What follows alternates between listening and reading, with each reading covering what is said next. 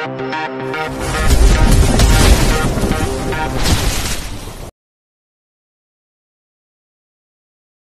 86-89. Pengasuh anak Presdir. Seorang wanita yang berusia sekitar 40 tahun kini tengah duduk di makam memandangi pusara mantan suaminya. Dia adalah ibunda Kaira yang menghilang sejak Kaira berusia 7 tahun, Hesti. Hesti dan ayah Kaira bercerai karena dulu pernikahan mereka tak pernah direstui oleh kedua orang tua mereka. Pernikahan mereka tak pernah harmonis karena tak mendapatkan doa restu. Mereka sering bertengkar dan pada akhirnya keduanya bercerai. Setelah bercerai, Hesti memutuskan untuk bekerja sebagai seorang tenaga kerja wanita di Dubai. 10 tahun Hesti di Dubai, ia ternyata menemukan jodohnya lagi. Ia menikah lagi dan beberapa bulan lalu ternyata suaminya jatuh sakit dan meninggal dunia. Hesti kemudian mendapatkan warisan yang begitu banyak dari almarhum suaminya. 10 tahun Hesti di Dubai, Hesti memutuskan untuk pulang ke Indonesia berharap bisa bertemu dengan mantan suaminya, ayah Kaira. Namun ternyata, ayah Kaira pun sudah meninggal dunia saat Kaira berusia 14 tahun. Kini Hesti tengah mencari keberadaan Kaira lewat cerita para mantan tetangganya. Ia mencari tempat tinggal Rini dan berharap bisa bertemu dengan Kaira.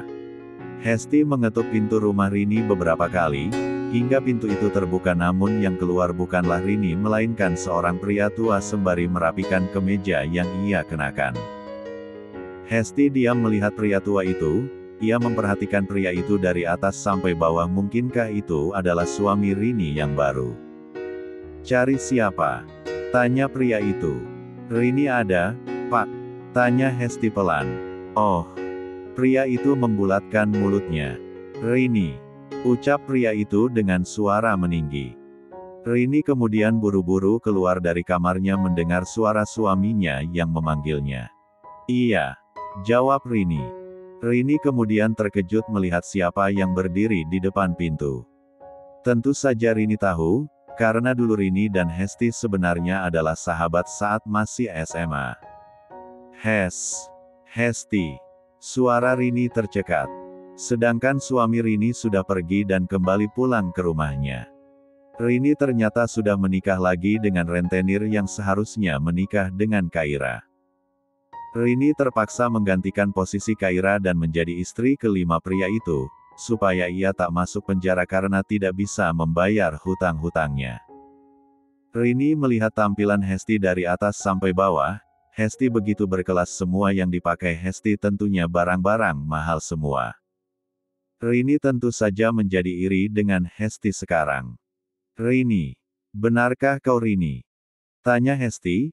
Ia tak tahu kalau Rini ibu tiri Kaira adalah Rini sahabatnya dulu saat mereka masih sekolah SMA. Rini menjadi malu. Rini yakin pasti Hesti sudah tahu kalau ia menikah dengan mantan suami Hesti. Iya. Jawab Rini pelan. Di mana putriku, Rini? Aku kemari ingin bertemu dengannya, Kaira. Di mana Kaira? Tanya Hesti. Ia tak mempermasalahkan Rini yang menikahi mantan suaminya sebab yang Hesti inginkan sekarang adalah Kaira. Rini mengepalkan kedua tangannya. Haruskah ia katakan jika Kaira sebenarnya sudah pergi entah kemana rimbanya? Dan bahkan Rini pun tak berniat untuk mencari keberadaan Kaira. Terakhir ia ke sekolah Kaira namun Kaira ternyata sudah pindah sekolah. Rini, tolong beritahu aku di mana Kaira, putriku. Aku merindukannya, aku ingin bertemu dengannya. Kata Hesti memohon agar Rini mau menemukannya dengan Kaira. Rini semakin bingung dan takut, jika ia katakan yang sebenarnya apakah Hesti mau memaafkannya. Rini.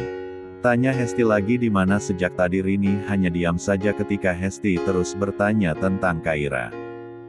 Dia. Bab 87. Hesti menangis ketika tahu putrinya telah menghilang. Rini menyesali perbuatannya pada Kaira. Selama ini ia sudah memperlakukan Kaira dengan tidak manusiawi, tak pernah sedikit pun sayang padanya. Kenapa Kaira bisa hilang, Rini? Ceritakan padaku, Apa yang sudah terjadi? Tanya Hesti. Itu semua karena aku, Hes. Aku minta maaf. Selama ini aku sudah bersikap tidak baik padanya. Aku terlilit hutang. Aku pada waktu itu berencana menikahkan dia dengan pria tadi yang kau lihat. Kaira tidak mau dan pergi. Aku sudah mencari ke sekolahnya, tapi dia tidak ada. Kata Rini apa adanya yang membuat Hesti menjadi marah padanya. Apa? Pekik Hesti. Ia tak menyangka jika Rini akan setega itu pada putrinya. Ia pikir Kaira hidup dengan baik selama ini, namun ternyata Hesti salah. Hidup Kaira begitu mengkhawatirkan, sedangkan Hesti sendiri di Dubai hidup dengan bergelimang kasih sayang dari suaminya dan harta yang berlimpah. Kau tega sekali Rini. Aku kecewa padamu. Kata Hesti meluapkan amarahnya, dan Rini hanya bisa menerima kemarahan Hesti karena memang ia bersalah. Jika kau tidak mau mengurusnya kau bisa membawanya ke rumah neneknya atau menitipkannya ke panti asuhan, itu lebih baik daripada kau menikahkannya dengan pria semacam itu. Kata Hesti dengan menggebu-gebu. Rini hanya bisa menangis dan menyesali perbuatannya. Aku minta maaf, Hesti maafkan aku. Kata Rini sudah tidak bisa berkata apa-apa lagi. Hesti kemudian berdiri dari duduknya dan mengeluarkan segepok uang tunai dan menaruhnya di atas meja untuk Rini. Itu untuk ganti rugi karena kau sudah mengurus putriku walaupun kau selalu menyia-nyiakannya. Kata Hesti dengan tegas sebelum pergi meninggalkan Rini. Ia tentu saja kecewa dan marah pada Rini. Entah kemana Hesti akan mencari keberadaan Kaira saat ini, yang jelas ia akan berusaha untuk mencarinya. Hesti kemudian menuju sekolah Kaira, ia meminta informasi pada pihak sekolah kemana Kaira pindah sekolah, karena Hesti tahu dari Rini kalau Kaira sudah pindah sekolah 1 tahun lalu tapi Rini tak tahu di mana. Hesti turun dari mobilnya dan masuk ke dalam lingkungan sekolah. Ia bertemu dengan beberapa guru di sana dan menanyakan keberadaan Kaira. Ia mendengar cerita daripada guru di sana mengenai keseharian Kaira di sekolah. Jika Kaira siswi yang baik dan berprestasi. Hesti menjadi terharu sekaligus sedih karena ia tak bisa menemukan keberadaan Kaira lagi.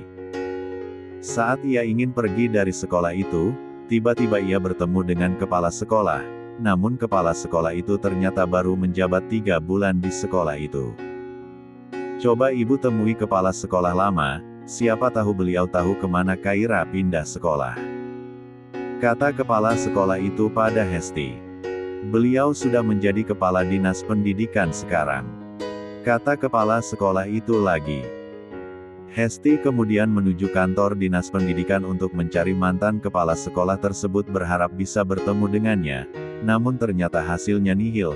Hesti tidak bisa bertemu dengan mantan kepala sekolah itu karena beliau tengah dinas keluar daerah dan baru pulang 3 hari kemudian. Pupus sudah harapan Hesti, ia harus menunggu selama 3 hari. Hesti mengusap air matanya ketika ia tengah berada di dalam mobilnya. Ia mengeluarkan dompetnya di mana terdapat fotonya bersama Kaira yang masih berusia 5 tahun. Lah begitu merindukan Kaira, dan berharap Kaira baik-baik saja saat ini dan dalam lindungan Yang Maha Kuasa. Ya Tuhan, jaga putriku.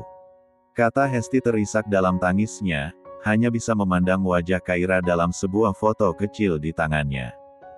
Bab 88. Makanmu banyak sekali. Kata Kaisar, ia senang melihat istrinya banyak makan saat ini.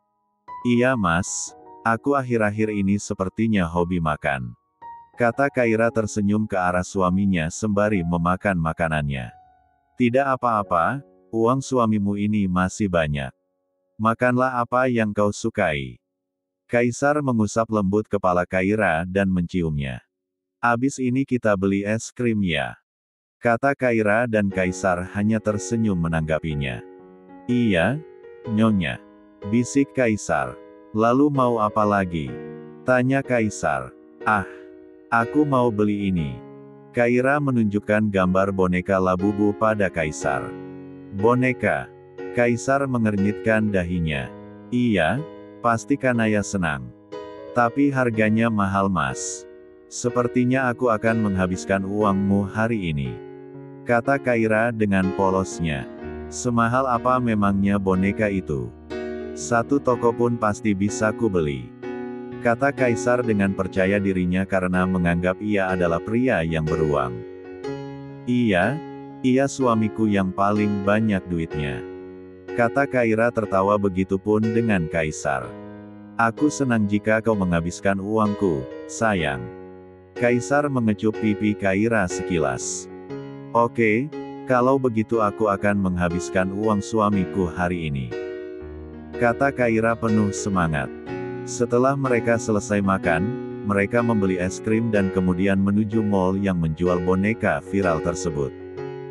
Kaira mengambil boneka dari bermacam-macam bentuk.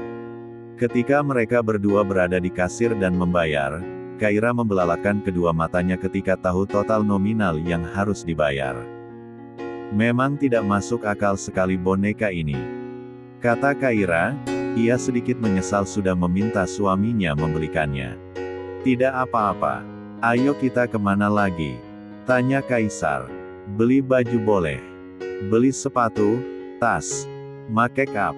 Tanya Kaira dengan polosnya, dan membuat Kaisar tersenyum ke arahnya. Boleh, ayo. Tapi tidak gratis, ucap Kaisar mengedipkan satu matanya. Hah? Kaira melongo mendengarnya. Nanti malam mau yang spesial, kata Kaisar mengulum senyuman di bibirnya. Dasar suami mosum, ledek Kaira. Biar mosum sama istri sendiri. Lagian biar si Utun segera hadir di sini. Kaisar mengelus perut rata istrinya itu, berharap segera tumbuh benihnya bakal calon adik Kanaya. Oh iya. Kalau begitu kita ke hotel saja malam ini, sebab Kanaya juga masih bersama mamanya, kata Kaira dan Kaisar terkekeh geli mendengarnya. Dasar bocil mosum. Kali ini Kaisar yang balik meledek Kaira. Aku begini karena suamiku yang mengajarkannya, kata Kaira dengan penuh percaya diri dan Kaisar tertawa mendengarnya. Keduanya kemudian menuju toko pakaian bermerek yang ada di mall itu. Kaira memilih beberapa pakaian yang pas untuknya, bahkan untuk suaminya juga. Mereka bahkan membeli kaos couple karena ingin pergi ke pantai saat weekend. Setelah puas berbelanja, Kaira dan Kaisar memutuskan untuk pulang, saat keduanya berjalan keluar dari toko di mall itu. Mereka tak tahu kalau ada seorang wanita yang memperhatikan mereka. Hesti yang tak sengaja melihat Kaira, ia yakin itu adalah Kaira putrinya. Saat Hesti ingin mengejarnya, namun Hesti kehilangan jejaknya. Hesti menjadi gusar, mungkinkah itu benar-benar putrinya? Saking begitu rindunya ia dengan Kaira, Hesti sampai tak bisa berhenti memikirkan Kaira. Kaira, lirih Hesti, ia hanya bisa berharap hidup putrinya baik-baik saja dan selalu dalam lindungan Yang Maha Kuasa. Bab 89. Aku bisa gila kalau begini terus, ada apa dengan tubuhku? Kata Kaisar ini sudah ketiga kalinya ia sering mual muntah dan kepalanya pening saat pagi hari. Kaisar pun begitu sensitif dengan wangi parfum sekarang. Devan masuk ke dalam ruang kerja Kaisar, dengan memberikan beberapa berkas yang harus Kaisar periksa dan tanda tangani. Dengan percaya diri Devan mengetuk pintu dan masuk ke dalam ruangan Kaisar lalu berdiri di hadapan Kaisar. Kaisar yang mencium wangi parfum Devan mendadak perutnya kembali bergejolak ingin muntah. Huik! Kaisar berlari ke kamar mandinya dan muntah-muntah. Tuan, ada apa? Devan mencoba mendekati Kaisar dan merasa khawatir dengan keadaan Kaisar. Jangan mendekat, kau bau parfum, kata Kaisar menyuruh Devan untuk jauh-jauh darinya. Devan menjadi bingung, padahal parfum yang ia pakai adalah parfum yang dibelikan oleh Kaisar beberapa waktu lalu saat ia menemani Kaisar membeli parfum, dan Devan baru sempat memakainya saat ini. Ini parfum yang Tuan belikan beberapa waktu lalu, kata Devan. Aku tidak peduli. Mulai besok kau tidak usah pakai parfum, titah Kaisar yang membuat Devan melongo mendengarnya. Hah? Sana pergilah, jangan kesini lagi. Usir kaisar. Ia tak tahan dengan orang-orang yang memakai parfum mulai saat ini. Devan berdecak kesal, ia kemudian keluar dari ruang kerja kaisar. Dasar bos aneh, gerutu Devan. Belum lama Devan keluar dari ruang kerja kaisar, kaisar menghubunginya dan memintanya mengambilkan mangga muda lagi di depan kantor. Makin aneh saja kelakuannya. Gumam Devan, mau tidak mau ia kembali memanjat pohon mangga di depan kantor untuk kaisar. Lain halnya dengan Kaira, kebiasaan Kaira kali ini adalah hobi makan. Tas ranselnya penuh dengan makanan karena ia tak bisa kalau tidak memakan cemilan. Reno dan Alisa yang tengah duduk bersama Kaira hanya bisa menggelengkan kepalanya melihat Kaira yang sejak tadi mulutnya tidak berhenti makan. Ini enak, kata Kaira memakan sosis, ia bahkan membawa beberapa peks sosis tersebut di tasnya. Kai, kau sudah makan itu yang ketiga kalinya, kata Reno yang sejak tadi memperhatikan Kaira. Kaira hanya tersenyum menanggapinya. Habisnya ini enak, kata Kaira. Ia mengelurkan 2 peks sosis lagi dari dalam tasnya dan memberikannya pada Reno dan Alisa. Ayo cobalah, kata Kaira. Aku tidak mau, nanti aku gendut, kata Alisa. Ia memang sangat menjaga pola makan, tidak suka memakan cemilan yang tidak sehat. Tidak akan gendut kalau makan satu, kata Kaira dengan entengnya, sedangkan Reno ia sudah membuka bungkus sosis tersebut dan memakannya. Enak kan? Tanya Kaira pada Reno. Iya, Reno menganggukkan kepalanya. Kaira, kau menikah dengan suamimu sudah berapa lama? Tanya Alisa penasaran dengan kehidupan rumah tangga Kaira. Hampir 2 tahun. Jawab Kaira apa adanya. Oh begitu, kalian nikahnya kapan? Bukankah kita seumuran? Tanya Alisa yang aneh dengan masa pernikahan Kaira dan suaminya yang ternyata sudah hampir menginjak 2 tahun. Coba tanya sama Reno, aku nikahnya kapan? Kaira tertawa kecil, dan Alisa langsung menoleh pada Reno. Saat kelas 11, kata Reno yang membuat Alisa langsung terkejut bukan main. Apa? Jadi kau menikah saat masih sekolah? Wah, Alisa sampai menggelengkan kepalanya ketika mengetahui kebenaran itu. Itulah jodoh tidak bisa ditebak kapan datangnya, kata Kaira dengan santainya.